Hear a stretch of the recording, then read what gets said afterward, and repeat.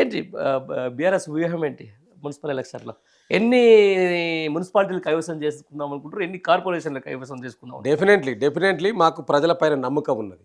ఇప్పుడు ప్రజలు ఆనాడు అసెంబ్లీ ఎన్నికల నాడు మాకు కాంగ్రెస్కి ఎంత శాతం పండారు గారు?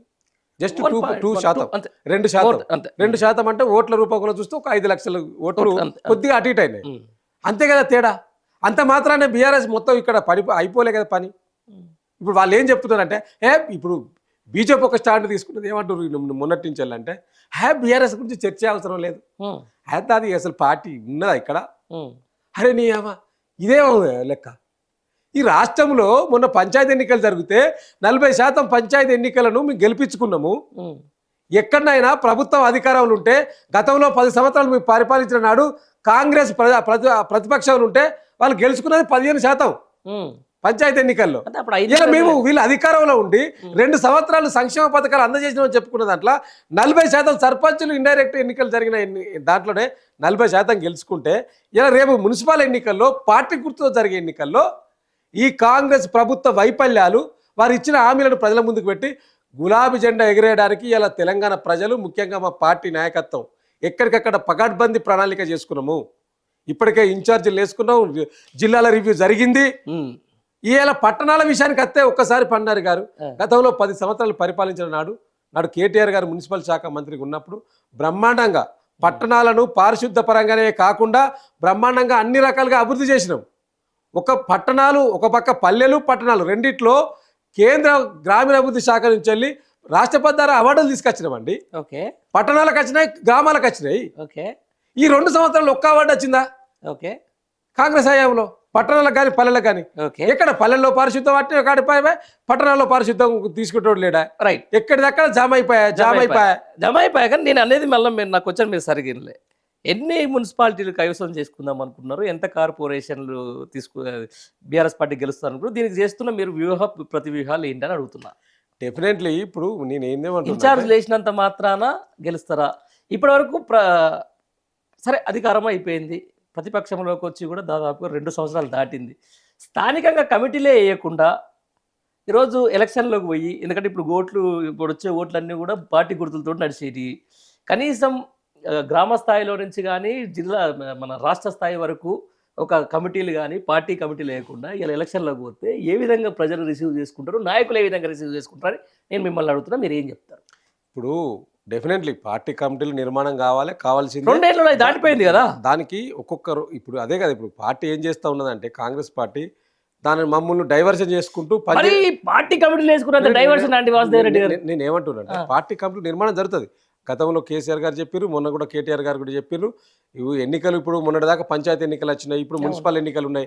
డెఫినెట్లీగా మున్సిపల్ అయిపోయిన ఎన్నికల తర్వాత తదనంతరం సభ్యత్వం ప్రారంభిస్తాం. మా పార్టీ ఆవిర్భావ దినోత్సవం కూడా రాబోతా ఉన్నది. ఏప్రిల్ 27వ తారీఖు నాడు మా పార్టీ ఆవిర్భావ దినోత్సవం ఉండబోతున్నది. తప్పకుండా నిర్మాణం జరుగుతుంది, మెంబర్షిప్ జరుగుతుంది, బ్రహ్మాండమైన నిర్మాణాన్ని చేయబోతా ఉన్నాం. మళ్ళొకసారి ఇంతకుముందు ఉన్నది అంతేకాకుండా లేట్ అయింది వాస్తవమే, దానికి అనేక కారణాలు ఉన్నాయి. సో లేట్ అయినా కూడా లేటెస్ట్గా బ్రహ్మాండంగా మా యొక్క పార్టీ నిర్మాణం ముందుకు వెళ్ళబోతా ఉన్నది. ఎట్ ది సేమ్ టైం ఇలా ప్రజల్లో ఒక గూడు కట్టుకున్న అంశం ఏంది అంటే, ఈ 2 సంవత్సరాలలో ఇచ్చిన హామీని నెరవేర్చలేదు కాబట్టి వీనితోటి కాదుగా.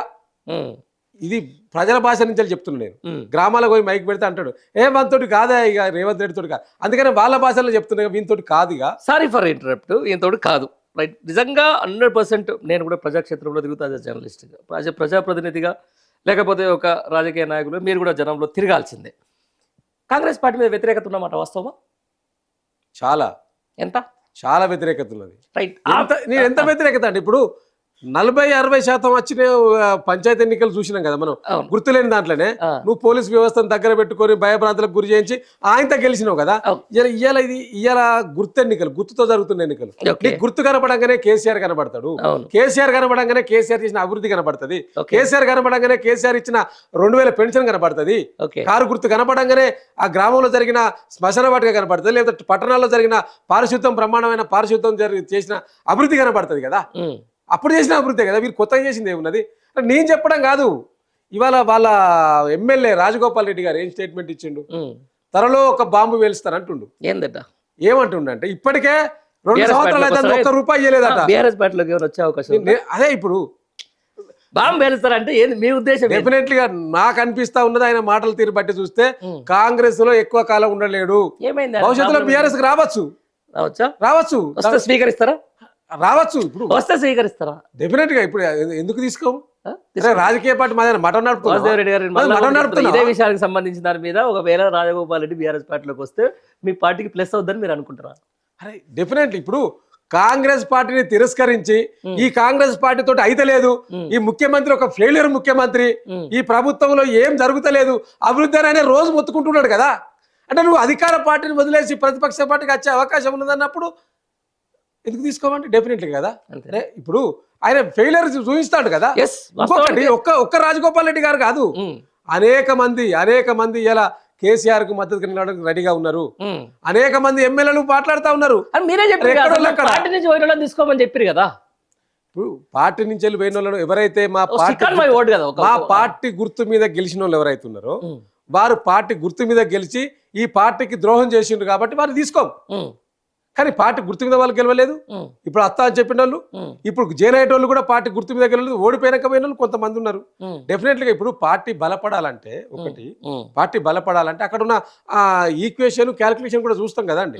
ఇప్పుడు అక్కడ ఒక లీడర్, ఇప్పుడు మీరు ఒక కాన్స్టిట్యూన్సీకి లీడర్ ఉన్నారు, మీరు వేయనాక కూడా అక్కడ ఎవరు లేనప్పుడు డెఫినెట్ గా మళ్ళీ వస్తా అన్నప్పుడు ఎందుకు తీసుకోవద్దు? మేమేం మటన్ నడిపిస్తలేం కదా, రాజకీయమే కదా చేసేది. మేము పార్టీల గుర్తుల గెలిచిన వాళ్ళని తీసుకొస్తలేం కదా. అరే ఇంకా ఎంత ఇప్పుడు మీ దాంట్లో గెలిచిన వాళ్ళే మేము వస్తాం అంటున్నారు అంటే మీ పరిపాలన ఏ విధంగా ఉన్నదో ఒకసారి వెనుకకు తిరిగి చూసుకోవాలి. కాంగ్రెస్ పార్టీ నాయకులు రేవంత్ రెడ్డి గారు మేకపోతు గాంభీర్యం ప్రదర్శిస్తూ మేము అది గెలుస్తాం ఇది గెలుస్తాం, పంచాయతీ ఎన్నికల్లో ప్రజల సొమ్ము పెట్టి ప్రభుత్వ వేదికలలో మాట్లాడడం కాదు. రేపు మున్సిపల్ ఎన్నికల్లో కూడా 3వ తారీఖు ఏదో వస్తారట, 4వ తారీఖు నుంచి మళ్ళీ ప్రచారం చేస్తారట. ఏం చేస్తాడు? నువ్వు ఏం చేసినావు అని చెప్తావు అంటే మళ్ళీ శంకుస్థాపనలు చేస్తావా? అవి ఎప్పుడు అమలు కావాలి?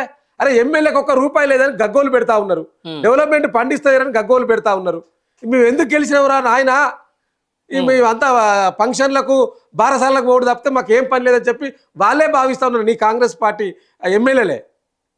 సో కాబట్టి ఇట్లా ఉంటే వాళ్ళ యొక్క పనితీరు ప్రజలు వీటన్నిటి బేరీ చేసుకోవడానికి డెఫినెట్గా వేసుకుంటారు. అందుకనే మున్సిపల్ ఎన్నికల్లో సగానికి పైన గెలవబోతా ఉన్నాం ఈ రాష్ట్రంలో. 116 మున్సిపాలిటీలు అన్నాడు, ఇంకా 8 ముందు కార్పొరేషన్లు ఉన్నారు, దాంట్లో సగానికి పైన గులాబీ జెండా ఎగరబోతా ఉన్నది రాష్ట్రంలో. ఈ మున్సిపల్ ఎన్నికల తర్వాత ఈ రాష్ట్రంలో పెద్ద ఎత్తున కూడా ఒక అలజడి సృష్టించబోతా ఉన్నది.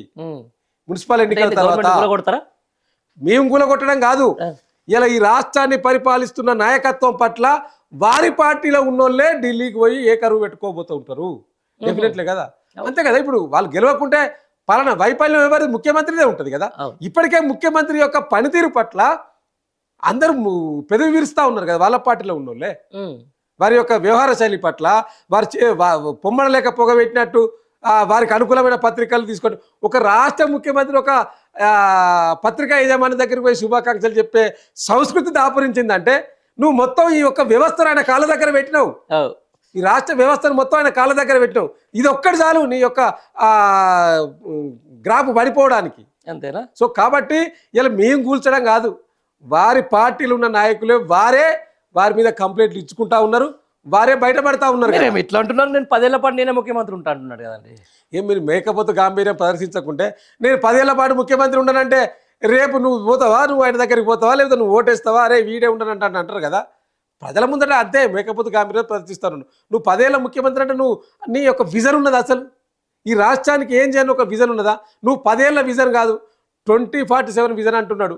ఈ రాష్ట్రానికి నువ్వు ఈ 5 ఏళ్ల విజన్ 10 ఏళ్ల విజన్ చెప్పరాదు. ఫస్ట్ 47 ముచ్చట తర్వాత నీ విజన్ లేని ముఖ్యమంత్రి నువ్వు. నీకెంతసేపు నీకేమొస్తుంది, నీ అన్నదమ్ములకు ఏమొస్తుంది, నీ బామ్మారిది సుజన్ రెడ్డికి ఏమొస్తుంది, ఎంత పంచుకుందామో పంచుకున్న దాంట్లో కమిషన్ ఎంత ఇవ్వాలి ఢిల్లీకి, ఈ లెక్కల విధంగా సరిపోతున్నావు. నీ లెక్కలో నువ్వు ఉన్నావు, రాష్ట్ర మంత్రుల లెక్కలో మంత్రులు ఉన్నారు, ఎమ్మెల్యేలు పైసలు వస్తలేవని వాళ్ళు గగ్గోలు పెడతా ఉన్నారు. కింద ప్రజలు మాకు యూరియా బత్త వస్తలేదు, ఇక్కడ సరిగ్గా కరెంట్ ఉండలేదు, మాకు ఇబ్బంది అవుతున్నదని ప్రజలు భావిస్తూ ఉన్నారు. ఇక్కడ స్థానికంగా ఉన్న పనులు అవుతలేవు అని చెప్పి మొత్తం అస్తవ్యస్తం తయారైనా ఉన్నది రాష్ట్రం మొత్తం కూడా. కుక్కలు చింపిన ఇస్తారు చేసిండు. ఇలా ఇది ఒక సర్కస్ సర్కార్ లెక్క లేదు, ఒక సర్కస్ నడిపినట్టు వ్యవహారం కనిపిస్తూ ఉన్నది.